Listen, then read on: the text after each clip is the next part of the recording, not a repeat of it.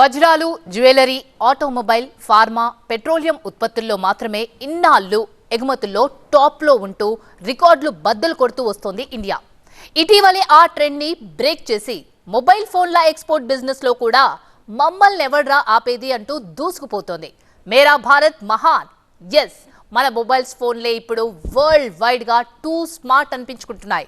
కొంటే కొనాలి, made in India మొబైల్సే అనేలా ట్యూన్స్ ప్రపంచమంతటా వినిపిస్తున్నాయి.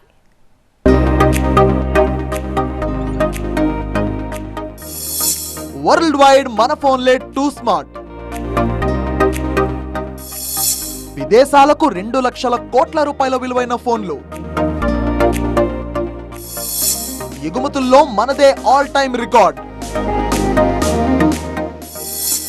మన మొబైల్ ఫోన్లను ఎవడ్రా ఆపేది? మేక్ ఇన్ ఇండియా ప్లానా, మజాకా? ఏ దేశం ఏగినా ఎందుకు లీడినా చైనా ఫోన్లదే హవా అనేది ఒకప్పటి మాట. కానీ ఇప్పుడు మేడ్ ఇన్ ఇండియా ఫోన్లు కూడా ప్రపంచమంతటా సత్తా చాటుతున్నాయి. చైనాకు చెందిన స్మార్ట్ ఫోన్ ఎలక్ట్రానిక్ కంపెనీలు తయారీ ఎగుమతుల కోసం ఇండియా వైపే చూస్తున్నాయి. ఇన్నాళ్లు ఎక్స్పోర్ట్ కోసం చైనా లేదా వియత్నాం దేశాలనే ఎంచుకుంటూ వచ్చేవి. కట్ చేస్తే ఇప్పుడు ఇండియాకే జై కొడుతున్నాయి. పశ్చిమాసియా, ఆఫ్రికా, అమెరికన్ కంట్రీస్ కు సైతం ఇండియా నుంచే ఫోన్లు ఎక్కువగా ఎగుమతవుతున్నాయి. అయితే భారత్ సర్కార్ ఇస్తున్న ప్రోత్సాహమే ఈ మార్పునకు కారణమంటున్నారు. కేంద్ర ప్రభుత్వం ఇచ్చిన గణాంకాల ప్రకారం గత 3 ఏళ్లలో అమెరికాకు మన ఫోన్ల ఎగుమతులు 5 ఇంతలు పెరిగాయి.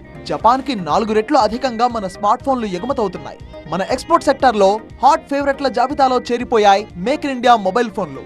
అయితే 2022లో మన smart phone export business size $11 billion మాత్రమే ఉండేది. కానీ ఆ తర్వాత ఏడాదికి అది $15 బిలియన్ పెరిగింది. కట్ చేస్తే తాజా ఫినాన్షియల్ ఇయర్ లో మన స్మార్ట్ ఫోన్ల ఎగుమతుల మొత్తం ఏకంగా 55% పెరిగి $24.14 బిలియన్ టచ్ చేసింది. అంటే దాదాపు 2 లక్షల కోట్ల రూపాయల విలువైన స్మార్ట్ ఫోన్లు ఇండియాలో తయారై విదేశాలకు ఎగుమతవుతున్నాయి. ఒక్క యాపిల్ సంస్థే $17.4 బిలియన్ విలువైన ఐఫోన్లను ఇండియా నుంచి ఎగుమతి చేసుకుంది.